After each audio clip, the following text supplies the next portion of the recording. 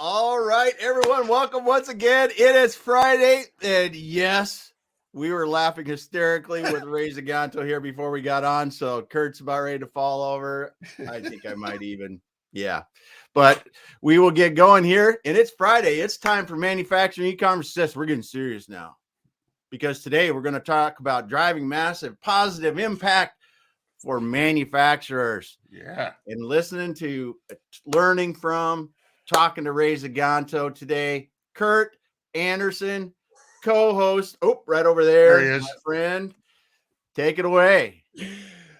Dude, I can't, like, I'm tearing. I can't even. I know, I lost everything. All right, we're going to get laughing serious, hard man. about it. Hey, anybody out there, drop us a note. Let us know Yep. you're up there.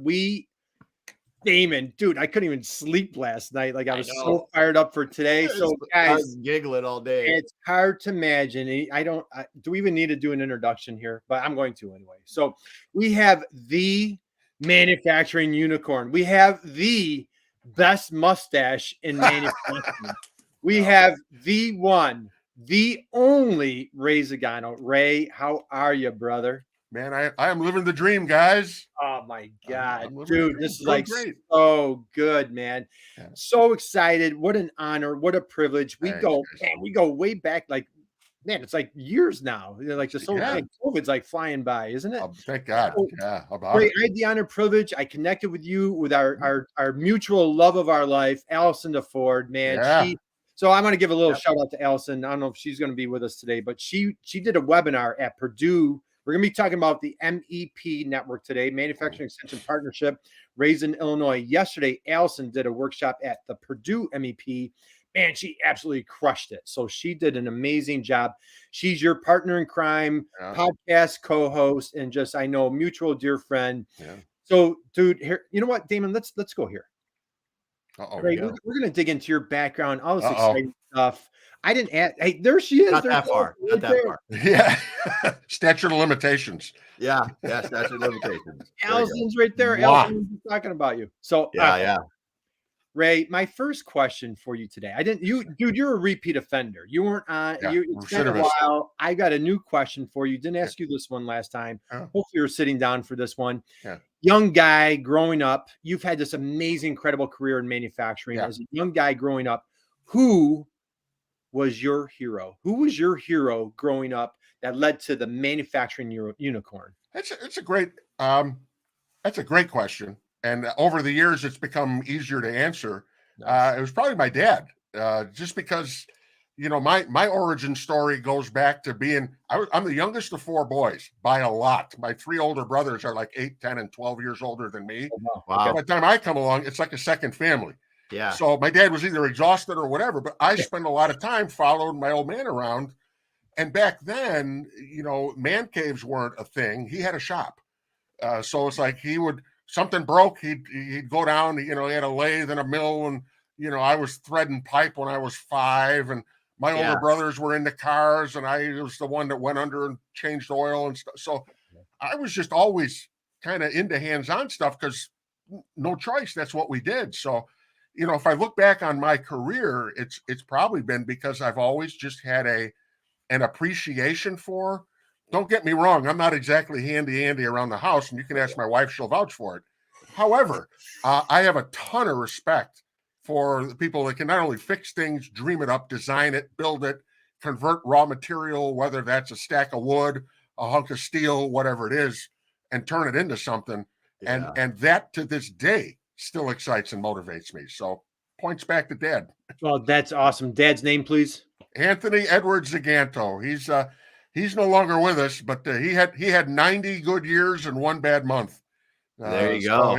He lived a good life, and think about him all the time. But yeah, that's a large reason why I'm here.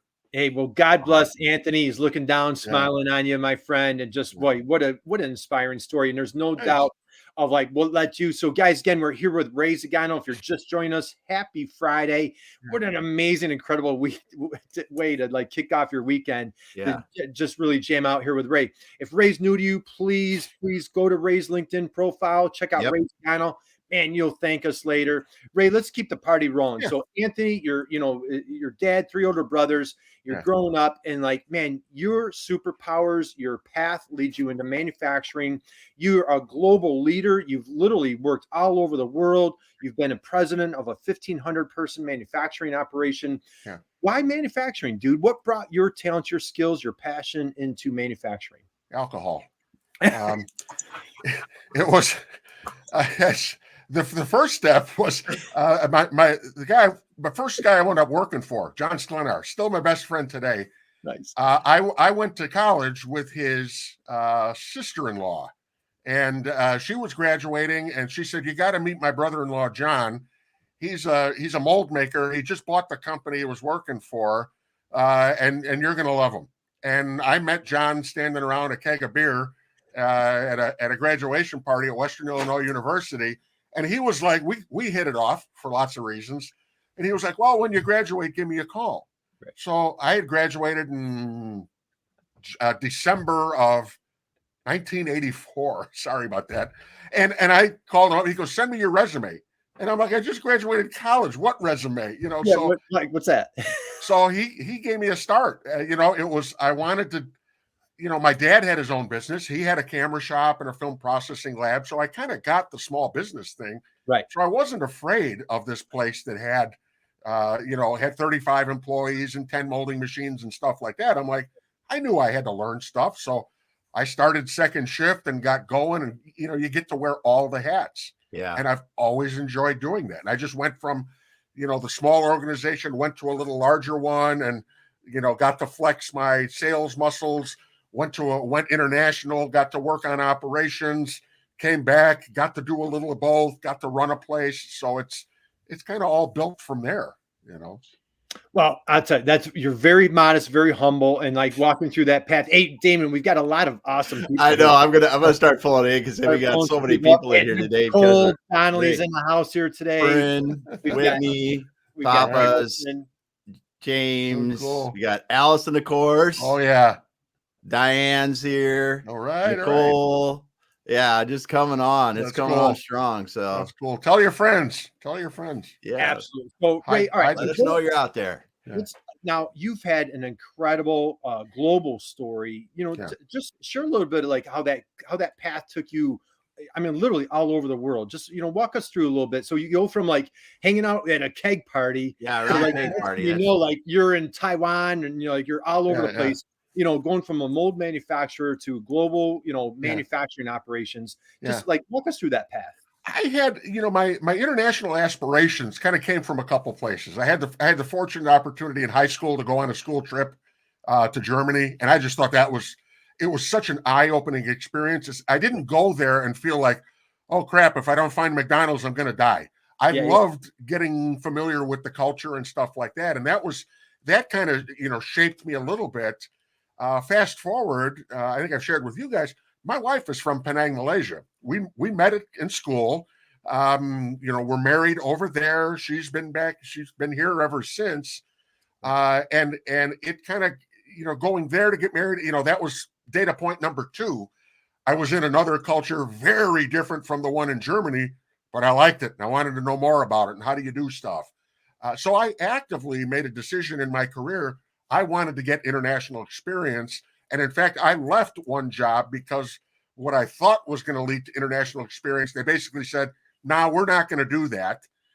It was an injection molding company that had a great presence in the U.S., had interest in Asia. I found a partner, and at the last minute, the owner was like, "Nah, that's not the future."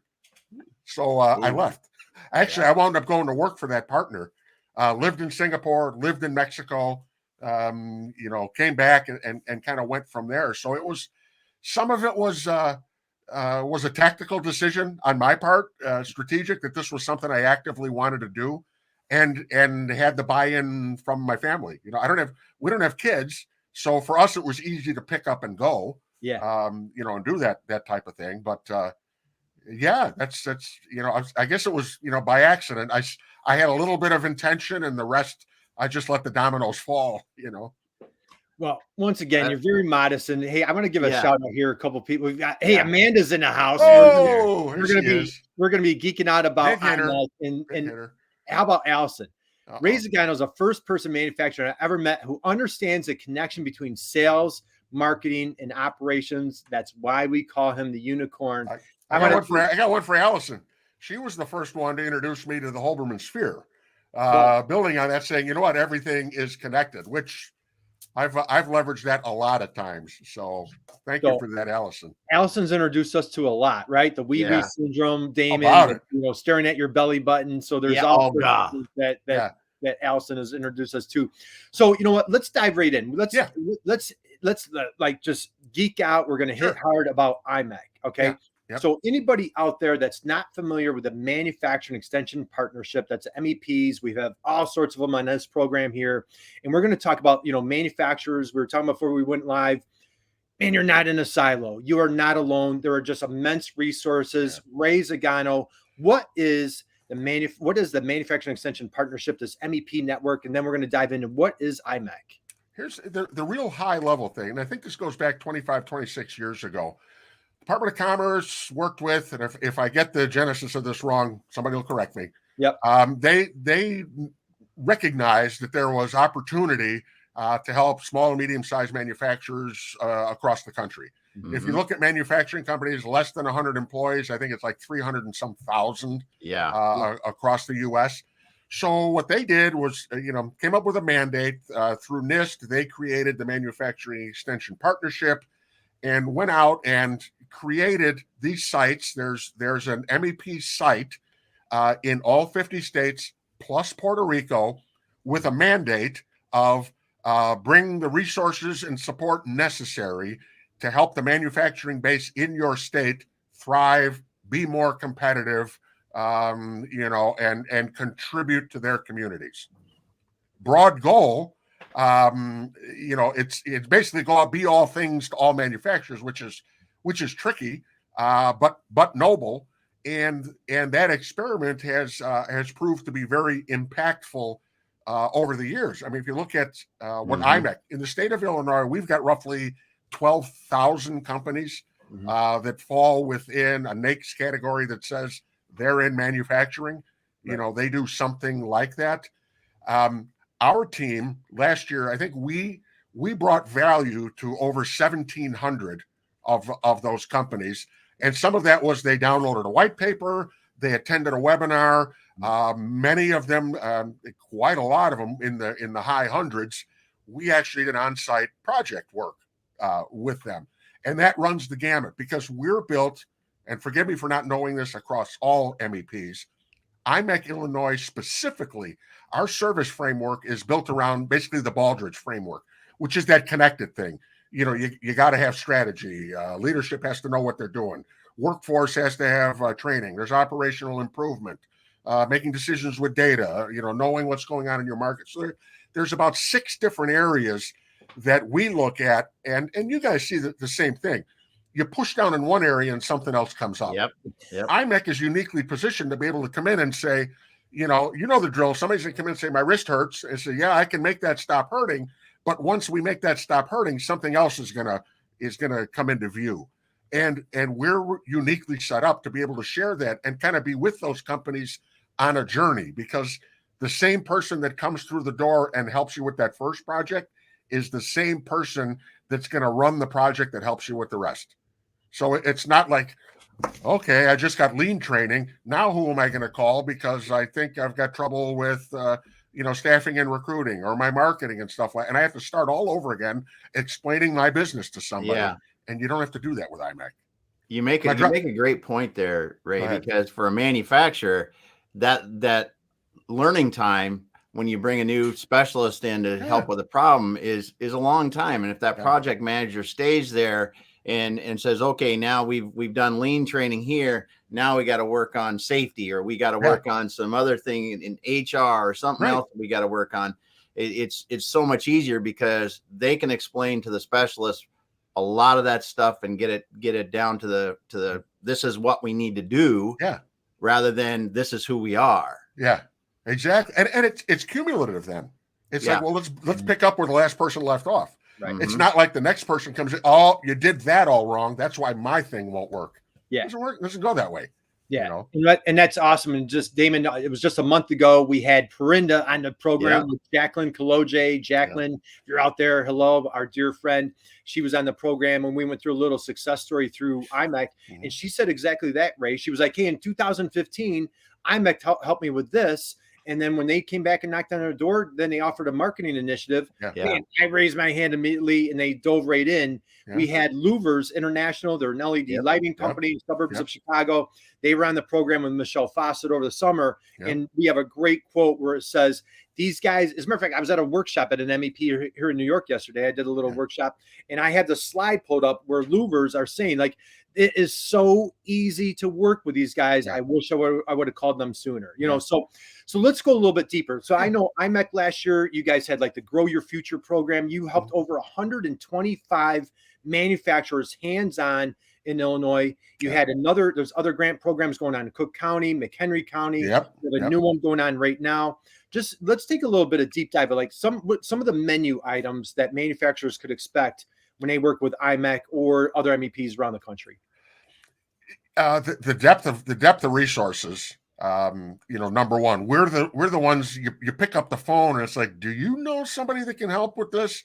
And odds are we probably either have somebody on staff, have a third-party resource that we've already vetted and can work with, or in true Chicago fashion, we know a guy. You got a guy.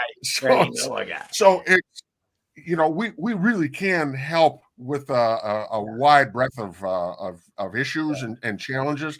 One thing to be clear, and I ran into this a few times talking to manufacturers.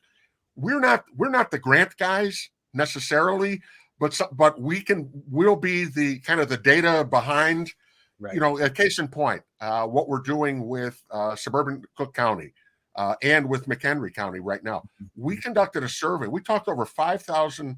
We surveyed 5,000 companies, manufacturers in the area. 1,000 actually completed the survey in great detail and said, here's what's keeping me up at night.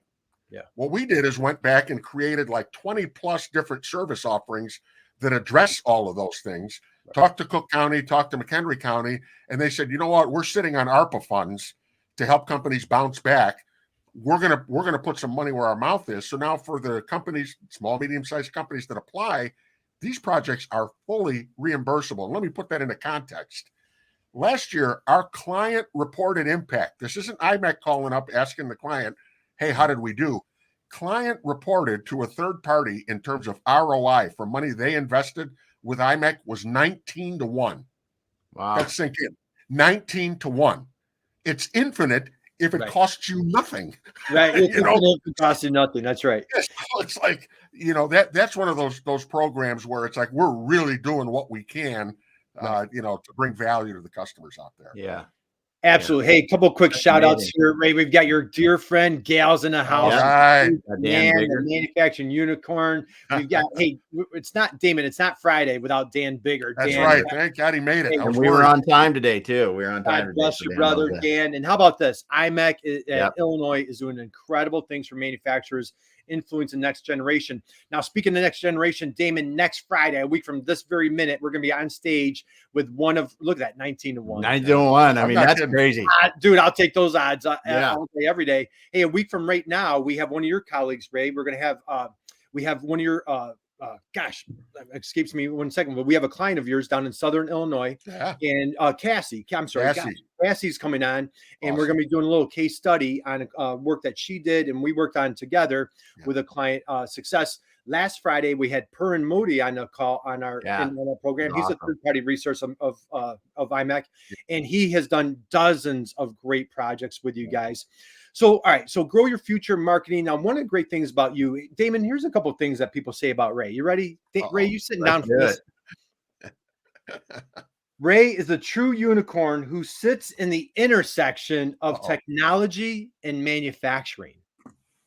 Let's hear it. It's me sitting there. The intersection? The intersection. I'm at the intersection. Of technology and manufacturing. Ray is the complete package. Here's another great one. Passion, understanding, and focus on results.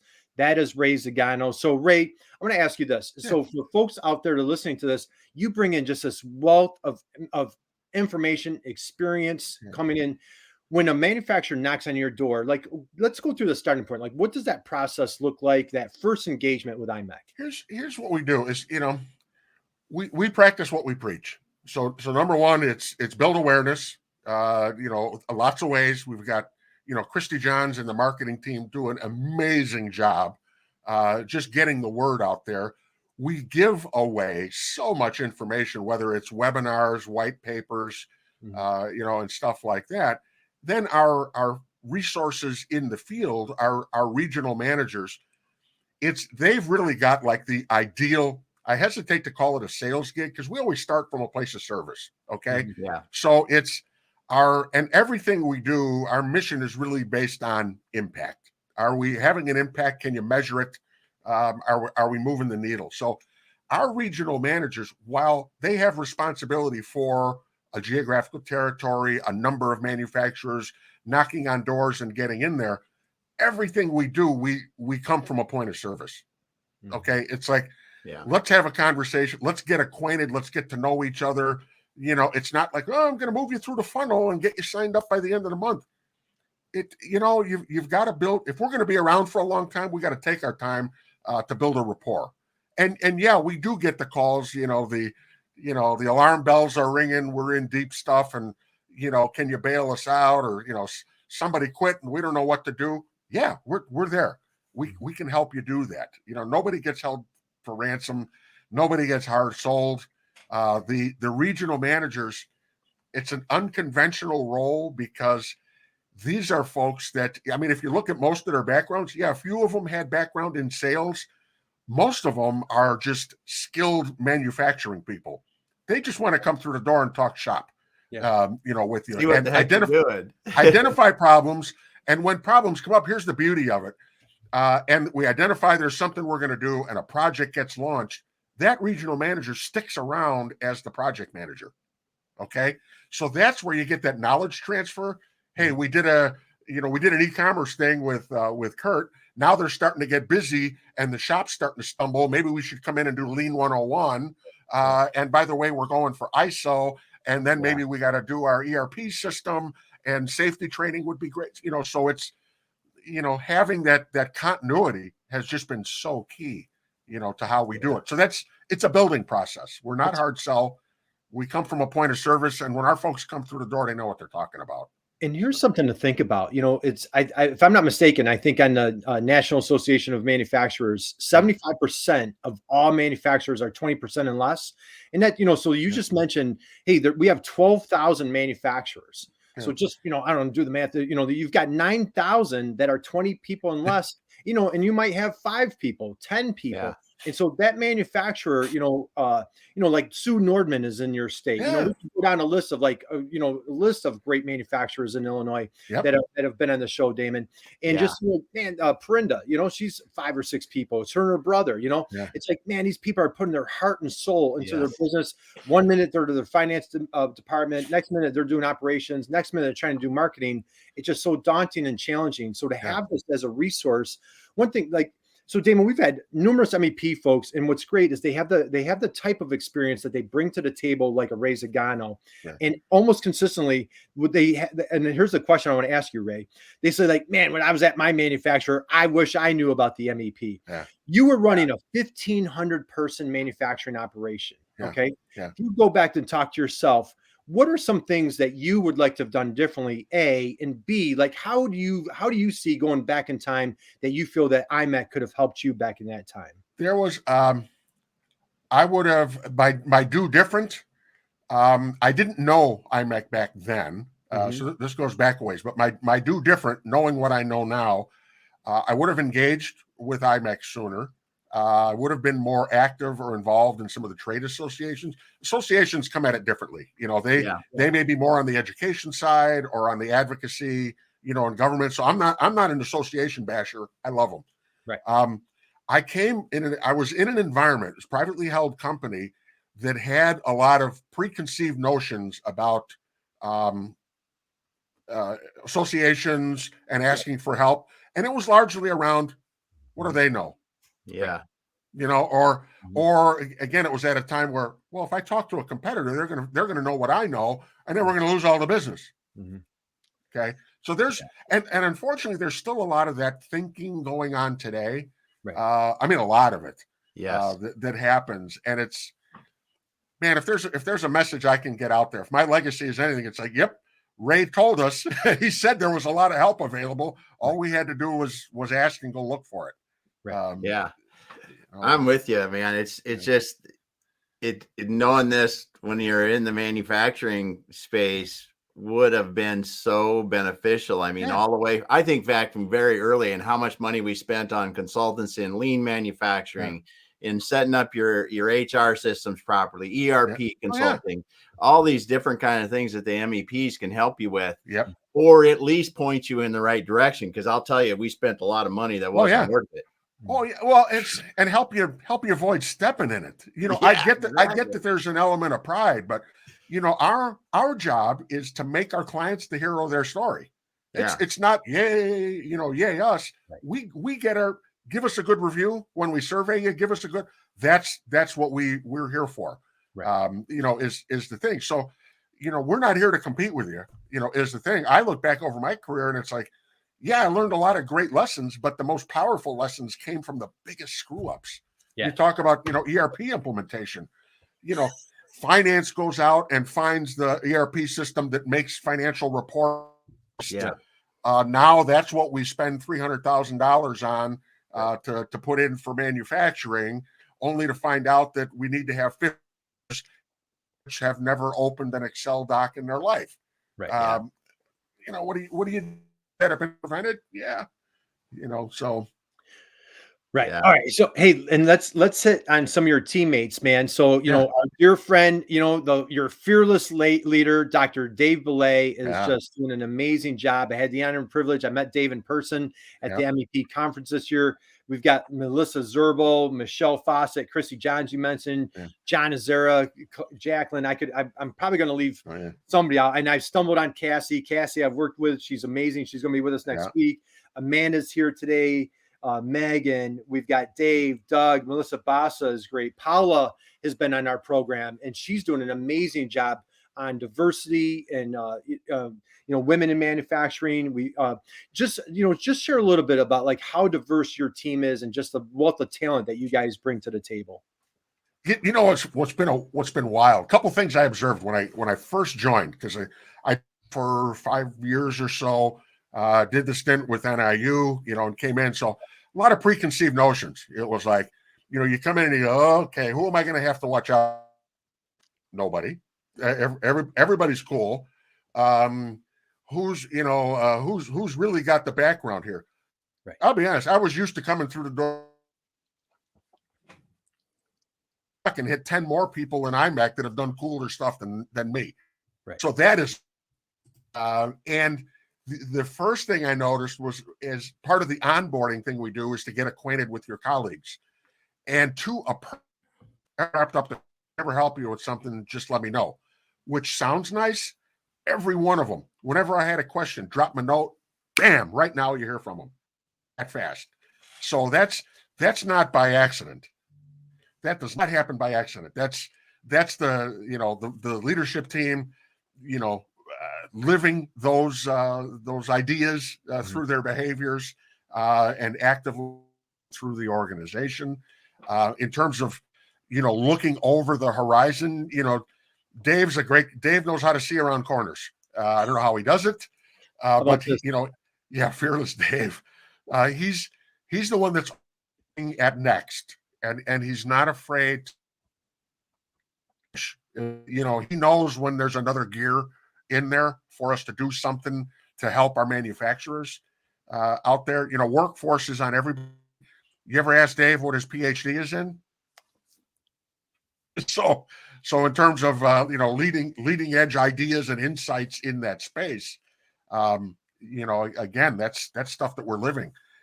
Paul, and until somebody proves us wrong, she is probably the only the leader on an MEP staff solely focused on helping small and medium-sized manufacturers. What manufacturer with less than 100, let alone less than 20, staff that can do that? Yeah, Did we lose him? I don't know. He cutting out a little bit there. There he's back. So, Hey, but you're cutting out a little bit. all right, but having Paul team, first of its kind for an MEP across the country, and being able to help small manufacturers interpret what is their responsibility for when their OEM customer starts pushing down DEI requirements or ESG requirements.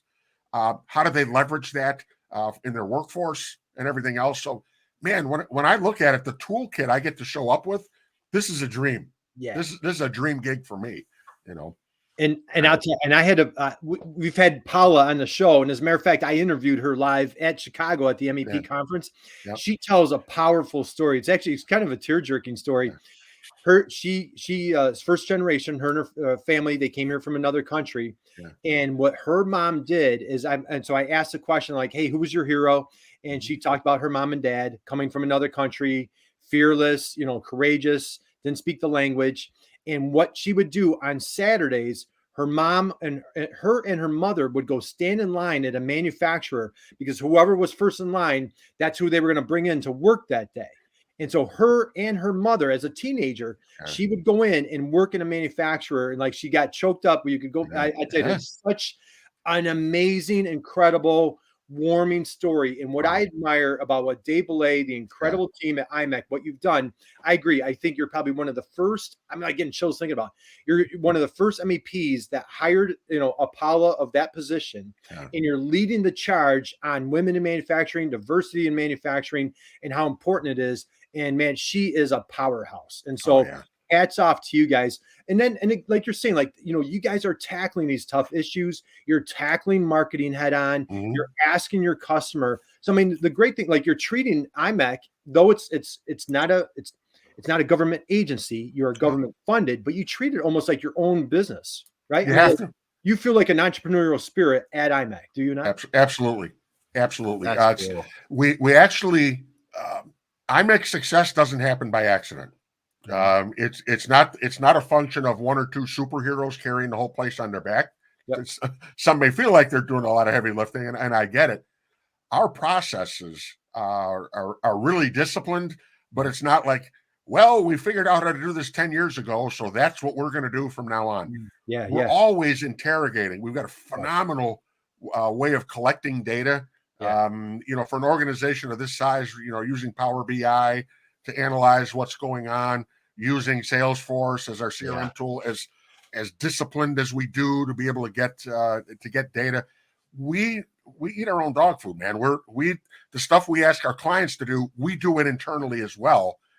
So for no other reason, we can say, I get it, but here's why. So, well, all right. So let's go here, Ray. So. Dude, you've had an amazing manufacturing career. Again, president of 1,500 person. I'm not done yet, but go ahead. I'm not a eulogy. I'm not like what Damon. I'm losing track of time, so I want to be mindful of everybody's time. But we're top of the hour. If you're just joining us, if you just got off a call and you're like, "Hey, what's going on here?" Man, we are with the Manufacturing Unicorn with Ray Ziganto. Do yourself a favor, connect with Ray on LinkedIn. You want to check out IMEC, IMEC, the Illinois Manufacturing Extension Partnership. So we're talking about this. So Ray, a couple of things that I want to talk to you about. You've worked with dozens, hundreds of manufacturers all over. What do you see? What separates some of the pack? What's fascinating with manufacturing? Damon, you work with a lot of different industries, primarily manufacturers, but retail, high fail rates. Restaurants are notorious for awful fail rates. Ray, why do you think manufacturers have such why the longevity? It's like they know how to run the marathon. Like, what do you see in the high performers? Why do you think manufacturing just really gets it from an entrepreneurial standpoint? I would argue they're starting to get it again. Mm-hmm. I think if you go back, Damon's laughing.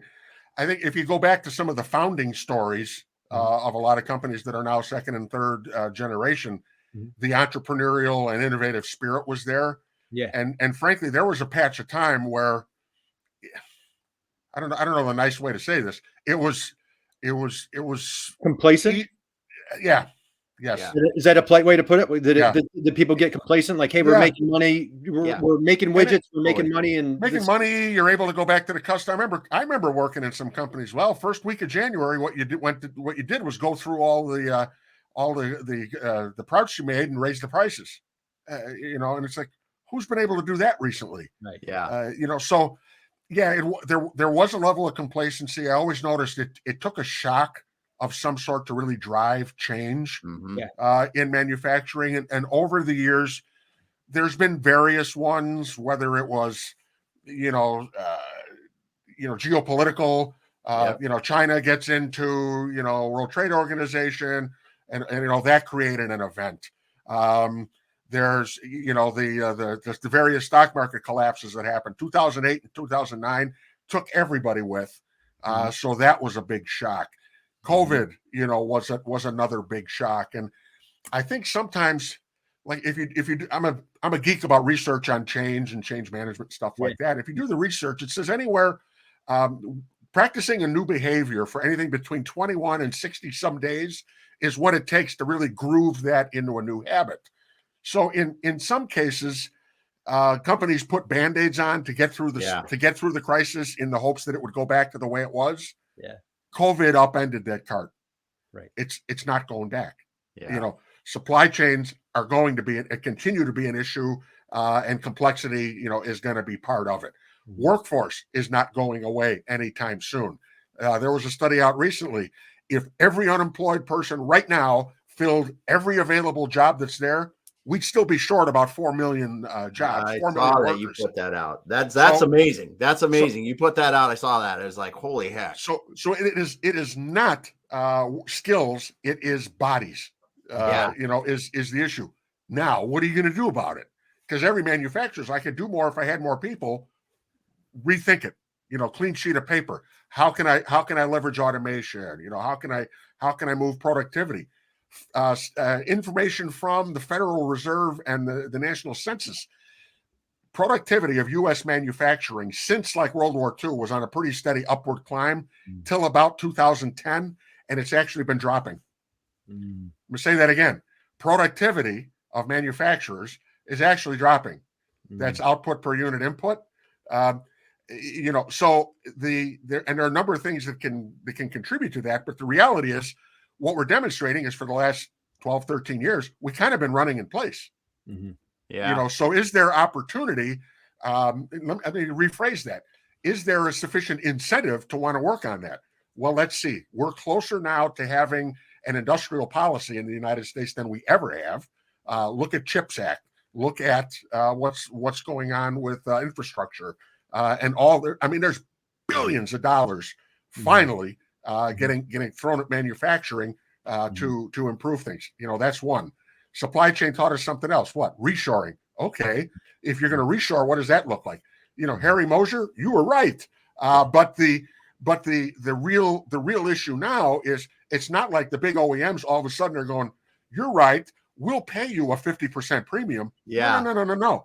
I'll pay you the landed price that it did cost me from the other guy. Can you do that? So the manufacturers that are successful at managing that reshoring either have something nobody else does, or they figured out to do it for the price that it was in Asia plus freight and duty and make money at it. They're going to win. And how do you get there? Productivity. Right. So, all right, Ray, let's go here. Hey, I had to go. Now I just had to go. There's a moment there, Ray. Yeah. When he said that's 12 years or more of productivity dropping in manufacturing. I think we got complacent, just like you said. I think, we're making money. Things are good. Why upset the apple cart? But everyone knows that everything is changing all the time. And I think we got a lot of people that got caught with it in the wrong position. Yeah, I agree. Because they got complacent. And Kirk, to answer your question, who's, the longevity and who's surviving.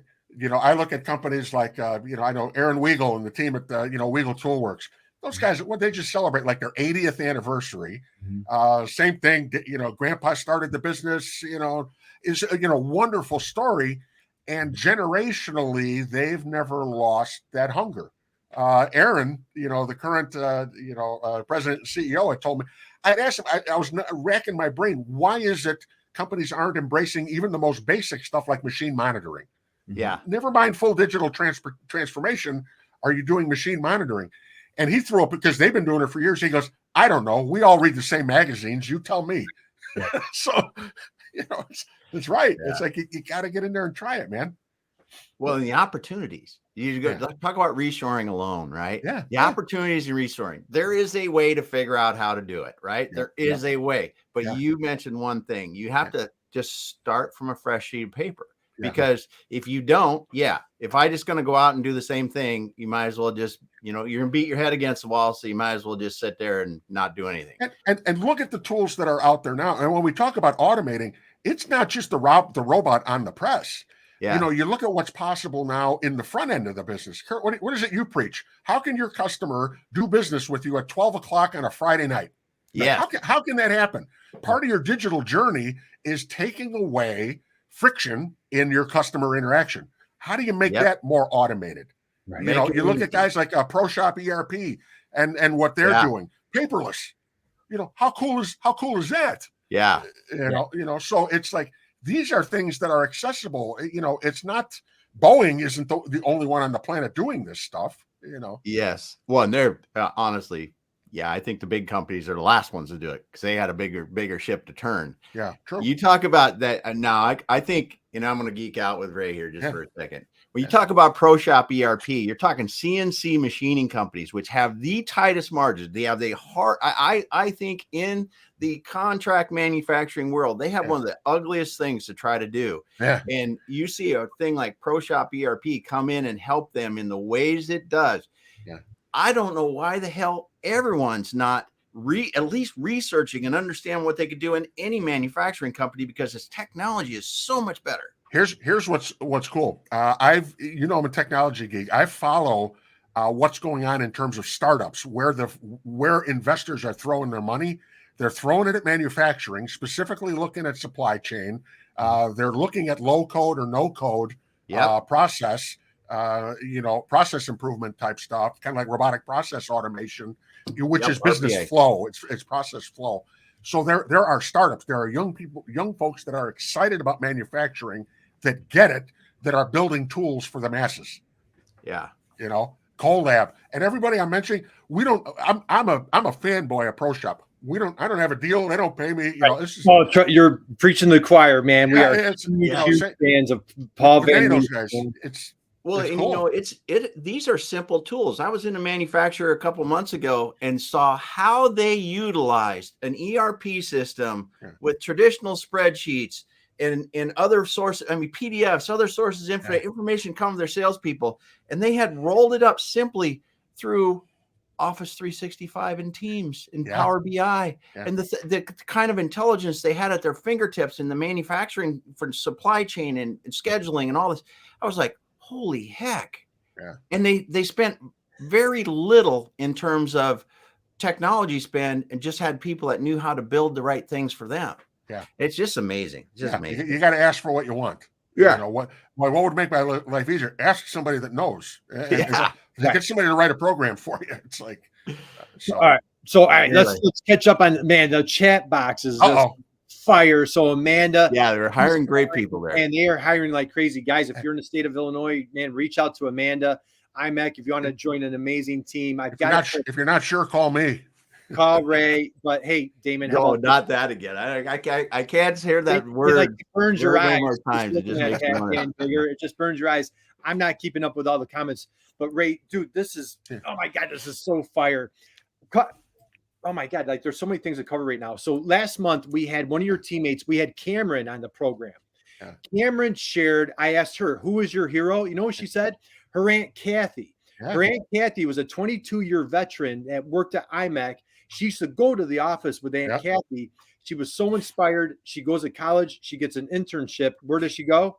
IMEC. Yeah. Next Friday, and I apologize. I had a little brain fog earlier. When we're interviewing a gentleman, Keaton. He's 22 years old. He's a college student. He's a client of IMEC. He's a fierce manufacturer. He is crushing it. Guys, he's a quiet guy. He's such an inspiration. Cassie's going to be on the program, but we're seeing this younger generation. So Ray, super exciting things going on for manufacturers. So let's go here with this question. Sure. manufacturer, 5, 10, 15 employees, maybe whatever, first generation, second generation, whatever it looks like. Okay. And they're like, man, Ray, I hear you. I just this thing's been handed down. We've been manufacturing this pen the way we've been doing it.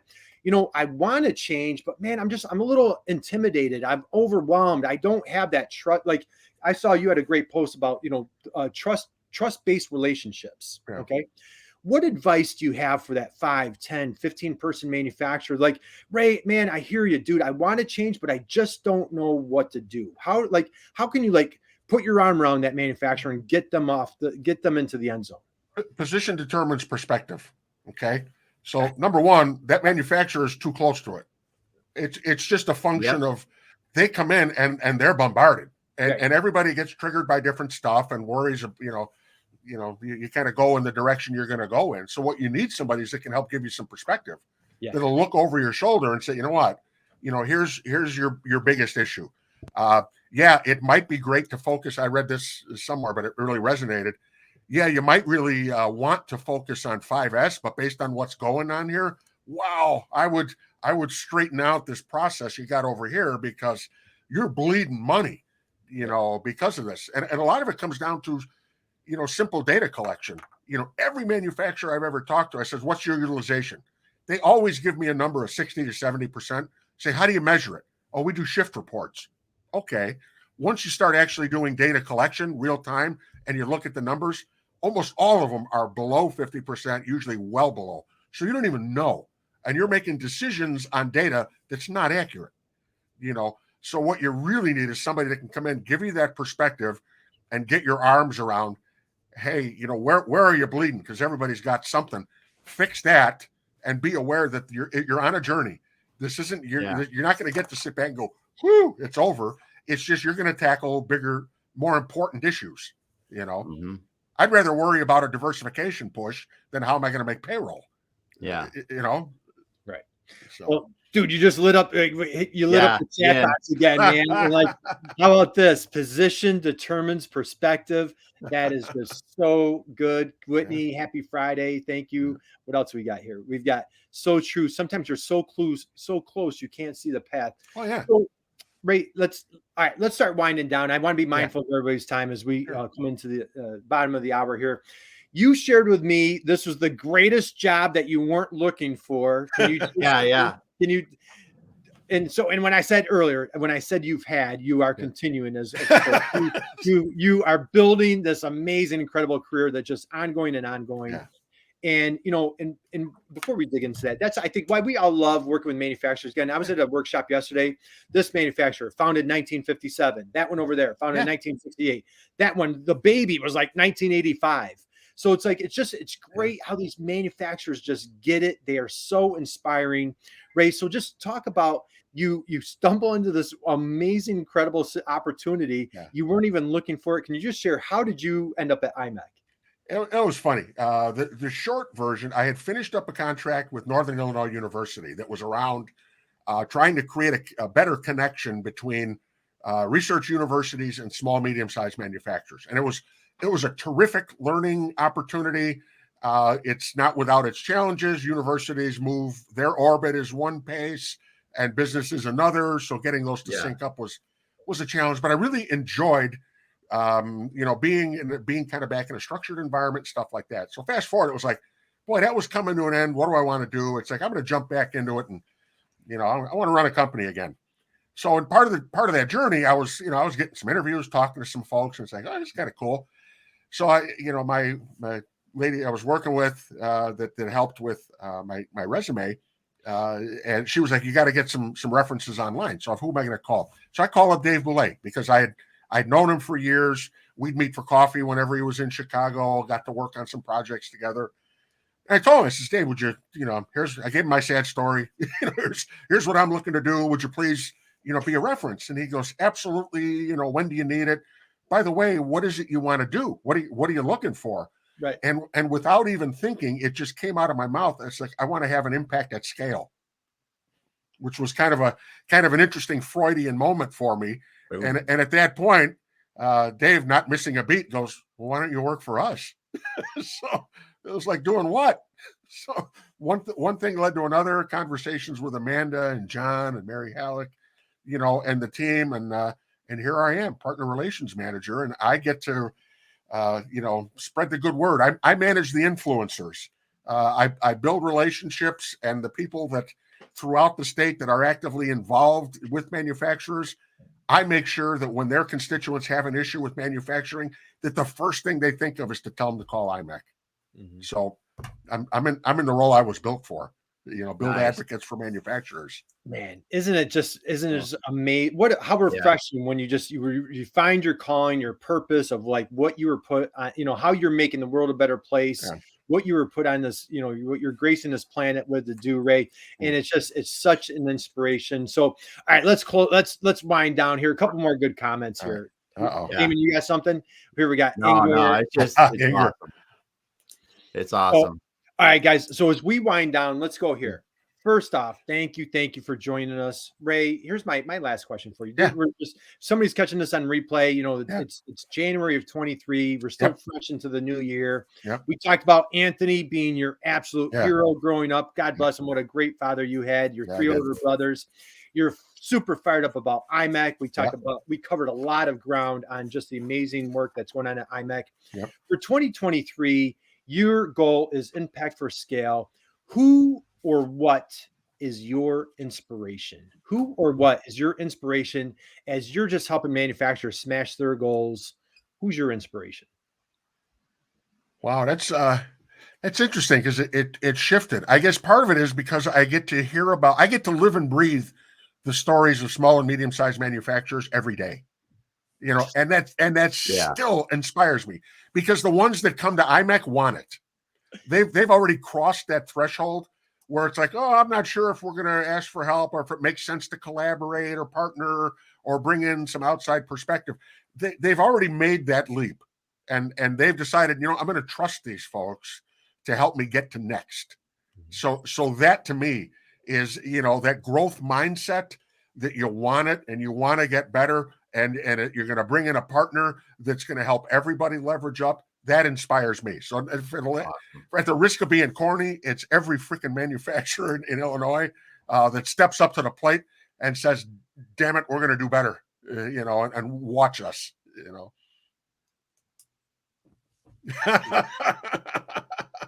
Dude, drop the mic. We're savoring that one.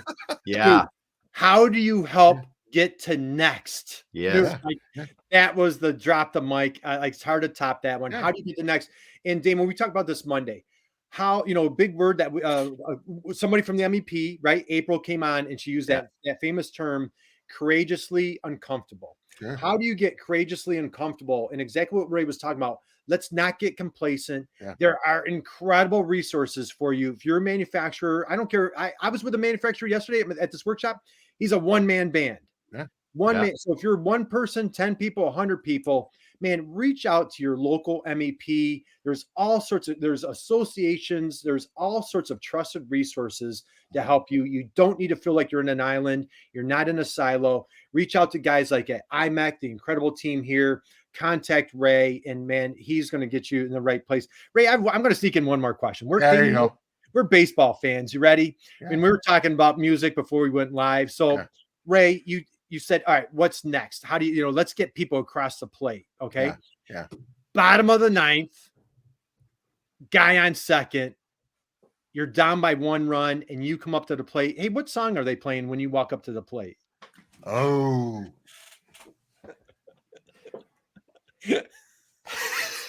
that's a good one. James Brown, I'm back. James Brown, I'm back, right? Awesome. Hit me. Hit me. All right. Dropping the mic once you're done. So that was all right. You're all right. Dude, how about some great comments here, man? Ray, just you know what? And the great thing is with all these amazing comments here, if you haven't had a conversation with Ray, just man of integrity, hysterical, funny, just authentic, awesome, kind, gracious. Just the manufacturing unicorn is right here. So, Ray, I want to thank you for your friendship. I want to thank you for what you do for manufacturers, that you brought your superpowers, your talent to IMEC. is just so rewarding. I've had the honor and privilege. I work, and I'm going to apologize to anybody I didn't give a call out to or shout out to. We've had the honor and privilege working with a number of folks at IMEC. You guys are just doing magical things. I'm seeing it firsthand. So, Ray, your LinkedIn profile, your on IMEC, anywhere else that people can connect with you? LinkedIn or IMEC, Ziganto at imec.org. There we go. Man, even if you just want to wrap manufacturing or whatever, reach out. I love talking shop. Would love to talk to anybody that's curious about what it might be like working at IMEC. This is an awesome place. Man, whether you're early stages or in the middle of your career, or you're tired of the rat race or whatever, if you want to come in and do your best work, give us a call, man. This is it. Awesome. Bam. Okay. We'll end right on that. Guys, thank you. Everybody in the chat box, man. We can't express how much we appreciate Nicole, Dan, Whitney, Diane, Bonnie. Thank you, Bonnie, for being here today. Awesome. Allison DeFord. How about my heroes? Gail, Ray, all of our heroes. Big Igor. hugs to everybody out there, especially Allison. God bless. Yeah, right. Allison. Our big sister. Man, Christy Johns is here. Whoa! Wow. Awesome. Man, there we go. What a way to close it out. Christy's amazing. The whole team. Guys, whole team. Have an amazing, incredible, wonderful weekend. And just like Ray here, boy, go out and be someone's inspiration. So we will see you on Monday. We have a great guest on Monday. Like I said, we have IMEC coming back next Friday. So keep crushing it. Have a great weekend. Ray, hang out with us 1 second. You got it. Damon, take it away, brother. All right. Well, this was awesome. I just want to thank Ray for being here today. All the guests, the best mustache in manufacturing. And we were talking about driving massive positive impact for manufacturers. And if you didn't hear that, you need to go back and rewind and go through this again. We'll be back again next week with the Manufacturing E-commerce Success. As Kurt says, we got more great IMEC people. But if you are not in Illinois, don't fret. There is a local MEP in your state. Yep. Get out there, find them, get some help, get what you need. Have a great day, everyone. Talk to you later.